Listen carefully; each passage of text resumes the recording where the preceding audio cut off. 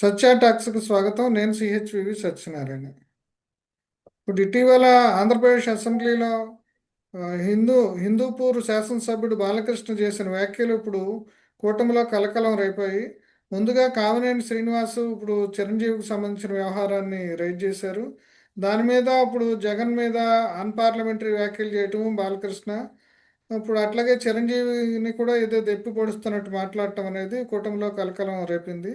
ఈ అంశంతో పాటు జనసేన తెలుగుదేశం ఆ, సంబంధాలపై, రాజకీయ సంబంధాలపై ఈ బాలకృష్ణ వ్యాఖ్యలు ఏ రకమైన ప్రభావం చూపుతాయనేది మనం విశ్లేషిద్దాం.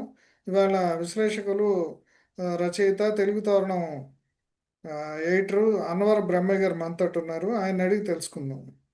బ్రహ్మయ్య గారు నమస్తే. నమస్తే అండి. ఇప్పుడు మీరు చెప్పినటువంటిది ఇంటర్వ్యూ చూశాను. నేను దీనికి సంబంధించి ఇంట్రో చూశాను.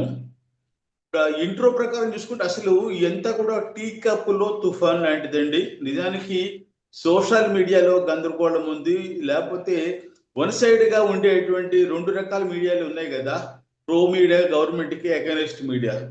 ఈ సందర్భంగా జరిగే గందరగోళం తప్ప యాక్చువల్ గా ఏమీ లేదని అనిపిస్తుంది. కాకపోతే మన పవన్ కళ్యాణ్ సోదరుడు ఎమ్మెల్సీ ఆయన సరే బాబు పేరు పవన్ కళ్యాణ్ సోదరుడు చిరంజీవి.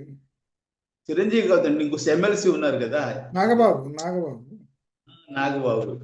సరే మళ్ళీ ఫస్ట్ నుంచి చెప్తానే. చెప్పండి. సో నాగబాబు ప్రత్యేకంగా ప్రస్తావించడం ఒక అంశం. అట్లాగే చిరంజీవి గారు అమెరికాలో ఉండి కూడా అక్కడి నుంచి స్పందించడం, లేఖ రాయటం, ఈ రెండు అంశాలు ప్రధానంగా చర్చనీయాంశంగా మారినాయి దీనికి సంబంధించి. అయితే ఇక్కడ అంశం గమనించాల్సింది ఏంటంటే, ఇది 3 సంవత్సరాల క్రితం దాదాపు జరిగినటువంటి సంఘటనకు సంబంధించి నేడు చర్చ జరుగుతుంది. 3 సంవత్సరాల క్రితం జరిగింది. జగన్మోహన్ రెడ్డి గారు ముఖ్యమంత్రిగా ఉన్నప్పుడు మొదటిసారి చిరంజీవి గారు భార్య సమేతంగా వాళ్ళ ఇంటికి భోజనానికి వచ్చాడు. అప్పుడు మాట్లాడుకున్నారు. అంతవరకు పర్వాలేదు దానికి సంబంధించి. ఆ తర్వాత అదే సందర్భంలో సినిమా ఇండస్ట్రీస్కి సంబంధించి ఆయన సమస్యలు మీతో మాట్లాడాలని చెప్పేసి అంటే మరి ప్రత్యేకంగా రండి అన్నారు. ఆ తర్వాత రమ్మని చెప్పారు. ఆ తర్వాత ఒక 10 మంది, 5గురు రమ్మంటే 10 మంది వెళ్ళారని చెప్పేసి ఆ రోజు చెప్పినటువంటి కథనం. అయితే ఆ రోజున వచ్చినటువంటి మీడియాలో కథనాలు ఏంటంటే, వీళ్ళు నడిచి వెళ్ళారు, గేట్ దగ్గరే వాహనం ఆపేశారు. హీరోలకు సంబంధించి హీరోలందరూ కూడా నడిచి లోపలికి వెళ్ళారు. ఇది మనకి దృశ్యం కూడా మనకి ఆ రోజు ప్రసారమైనటువంటి వార్తల్లో మనం చూసాం. వాళ్ళు నడిచి వెళ్ళటం, చాలా దూరం గేట్ దగ్గర నుంచి నడిచి వెళ్ళటం. సరే, లోపలికి వెళ్ళిన తర్వాత చిరంజీవి మాట్లాడిన మాటలు కూడా ఒక క్లిప్ ని బయటికి పంపించారు. ఏమని? అంతా మీ దయ, మీరు మీ చల్లని చూపు మాకు కావాలి, అట్లానే సినిమా ఇండస్ట్రీ బాగుపడాలంటే మీ తండ్రి స్థానంలో ఉన్నారు అంటూ ఒక రకమైన రిక్వెస్ట్ ధోరణిలో ఆయన మాట్లాడటం. ఈ సంఘటనల నేపథ్యంలో అప్పుడు ఏమొచ్చింది? సినిమా హీరోలను అవమానించారు, వెళ్ళిన వాళ్ళకి గౌరవం లభించలేదు అని చెప్పేసి ఆ రోజు మీడియాలో చాలా కథనాలు వచ్చినాయి. అది అంటే గతించిపోయిన విషయాన్ని ఇప్పుడు అసలు కామినేని శ్రీనివాస్ గాని ఎందుకు ఆయన రైట్ చేశారు? ఇప్పుడు అట్లాగే బాలకృష్ణ దాని మీద ఎందుకు అంటే, ఇప్పుడు ఇంకొకటి వినపడుతుంది ఏంటంటే, దాసనారాయణరావు చనిపోయిన తర్వాత సినిమా రంగంలో, తెలుగు సినిమా రంగంలో ఒక పెద్దరికం ఎవరిది అనే దాని మీద పోటీ జరుగుతుంది. ఇప్పుడు చిరంజీవికి అంత పెద్ద ఆసక్తి లేకపోయినా సరే, మొన్న సినీ వర్కర్స్ సమ్మె సందర్భంగా ఆయన కీలక పాత్ర వహించాల్సి రావటం, అంటే ఇదంతా కొంత బాలకృష్ణకి ఏమన్నా కొంత ఆయన ఈగోని దెబ్బతీసిందా? దానివల్ల దాన్ని మనసులో పెట్టుకుని ఆయన అసెంబ్లీలో మాట్లాడారని కూడా కొంతమంది అనుకుంటున్నారు. మీరేమంటారు? అయితే ఇక్కడ మనం ఒక విషయం గమనించాలి అండి. ఇండస్ట్రీలో పెద్ద అనే అంశంలో ఎప్పుడు బాలకృష్ణ ముందుకు రాలేదు. ఇవాళ కొత్త ఏం కాదు. సినిమాకి సంబంధించిన అంశాల్లో ఆయన కల్పించుకున్నట్లు కానీ, ఆయన ఏదో భుజాన్ని వేసుకున్నట్లు ఏదైనా సమస్య వచ్చినప్పుడు కానీ ఎప్పుడూ లేదు దీనికి సంబంధించి. సో కాబట్టి ఆయన ఏదో దీనికి సంబంధించి పెద్దరికం కోసం పోట్లాడుతున్నాడు లేదా బాధపడుతున్నాడు అనేది కరెక్ట్ కాదేమో అని అభిప్రాయం, నా అభిప్రాయం ప్రకారం. ఎందుకంటే అది ఎప్పుడూ లేదు, ఆ తరహా లక్షణాలు కానీ పద్ధతులు ఎప్పుడు మనకు కనిపించలేదు దానికి సంబంధించి. అయితే ఇదే సమయంలో మీరు అన్నట్టుగా దాసరి నారాయణరావు గారి తర్వాత ఆ తరహా పెద్దరికం చేసిన వాళ్ళు ఎవరు లేరు.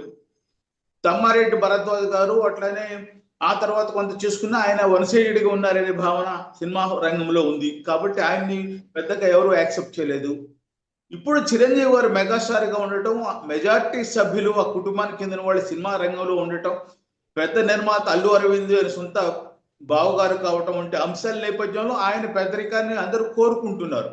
సరే, ఆయనకి ఇష్టమున్నా లేకపోయినా ఇవాళ ఉన్నటువంటి వాళ్ళకి పెద్దలు కావాలి సినిమా రంగానికి. ఆ పెద్దలకు కావాలి, ఆ కొరత ఉన్నది కాబట్టి తప్పని పరిస్థితిలో అనుకోవాలి. లేకపోతే ఇందాక మనం అనుకున్న లక్షణాల ప్రకారం ఆయనే నాయకుడిగా ఉంటే బాగుంటుందని అందరూ భావించడం, కానీ చిరంజీవి గారిని పెద్దగా భావించడం మాత్రం నిజం. అయితే ఇదే చిరంజీవి గారు నేను చెప్పేది ఏంటంటే, ఆ రోజు ఎటువంటి స్పందన లేకుండా వీళ్ళు వెళ్ళేసి వచ్చిన తర్వాత పవన్ కళ్యాణ్ గారు స్పష్టంగానే బాగా మనం ప్రాధాయపడాల్సిన అవసరం లేదు, మన డిమాండ్ మన హక్కు అని చెప్పి మాట్లాడారు. అంటే ఒక రకంగా ప్రాధాయపడ్డారు వీళ్ళనేది ఆ రోజు వాళ్ళ తమ్ముడు, సొంత తమ్ముడు వ్యాఖ్యానం చేశారు. అట్లాగే నిజానికి వాళ్ళ పార్లమెంట్ అసెంబ్లీలో జరిగినటువంటి అంశాలు చూసినప్పుడు కూడా గొప్పగా ఏమి బాధపడేంతగా ఏం జరగలా.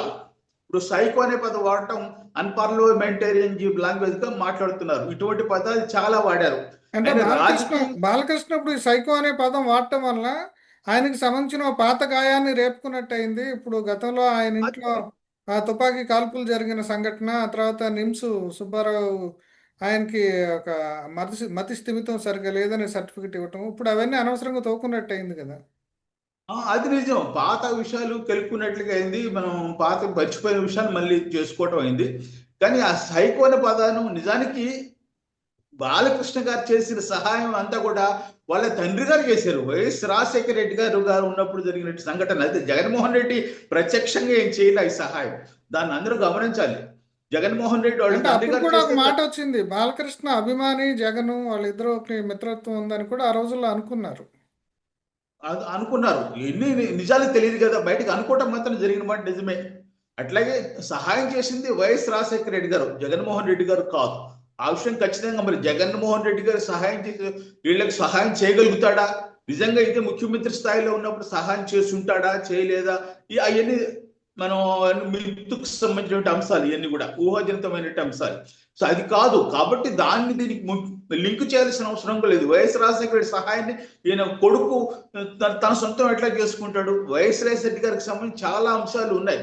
ఆయన కాంగ్రెస్ పార్టీలో ఉన్నాడు, ఈయన వైఎస్ఆర్ సిపిలో ఉన్నాడు. మరి కాంగ్రెస్ పార్టీ పట్ల తండ్రి గారి మీద ప్రేమ ఉంటే ఆయన తండ్రి గారు కాంగ్రెస్ పార్టీలో ఉన్నారు కదా, ఈయన కూడా కాంగ్రెస్ పార్టీలో ఉండాలిగా, ఎందుకు సొంతగా పార్టీ పట్టుకోవాల్సిన అవసరం ఏమొచ్చింది, ఇవన్నీ ఉంటాయి. సో వారసత్వాన్ని కొన్నింటికి మనం ఆపాదించుకోవచ్చు, కానీ అన్నిటికీ ఇప్పుడు విషయానికి వద్దామండి. ఇప్పుడు ఈ అనవసరంగా ఇప్పుడు బాలకృష్ణ ఇప్పుడు ఈ కామినేని శ్రీనివాస్ మాట్లాడటం, బాలకృష్ణ కామెంట్లతోటి చంద్రబాబు నాయుడుకి అనవసరమైన సమస్య వచ్చింది. ఇప్పుడు ఆయన ఇప్పుడు మొన్న జనసేన అధినేత పవన్ కళ్యాణ్ హైదరాబాద్ వచ్చి హుటాహుటిగా, అంటే మామూలుగా ఆయనకు జ్వరం వచ్చింది పలకరించేవాళ్ళు, కానీ ఇప్పుడు ఈ సందర్భంగా ఏమొచ్చిందంటే ఇప్పుడు ఆయన ఏదో అపార్థం చేసుకోవద్దని చెప్పేసి వివరణ ఇదంతా చెప్పడానికి వచ్చారు తండ్రి కొడుకులు అనేది, అంటే ఈ అవకాశం కలిగింది కదా. అంటే నిజంగా చంద్రబాబు నాయుడు ఫంక్ అయ్యారంటారు బాలకృష్ణ దీంతో వ్యాఖ్యలతో. నేను చెప్పేది వెళ్ళి ఒకసారి, ఇప్పుడు అసెంబ్లీలో జరిగింది ఆ రోజు ఏంటి, మీరు అన్నట్టుగా కామినేని శ్రీనివాస్ గారు ఆ రోజు సంఘటనకు సంబంధించి చెప్పారు.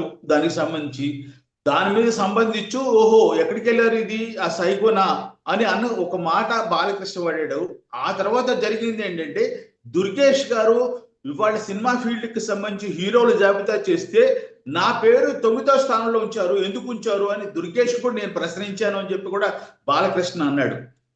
సో ఇక్కడ జరగవలసింది ఏంటంటే, కామినేని ప్రసంగం పాత విషయాలకు సంబంధించింది, బాలకృష్ణ ప్రస్తావించిన అంశం తాజా ఆహారం. దీనికి సంబంధించి అసలు దుర్గేష్ సినిమాటోగ్రఫీ మంత్రిగా హీరోల జాబితాలో బాలకృష్ణ పేరును 9వ పేరుగా పెట్టడం ఏమిటి అనేది కదా అసెంబ్లీలో అడిగింది. అది యాక్చువల్గా జరిగిన కాంట్రవర్సీ.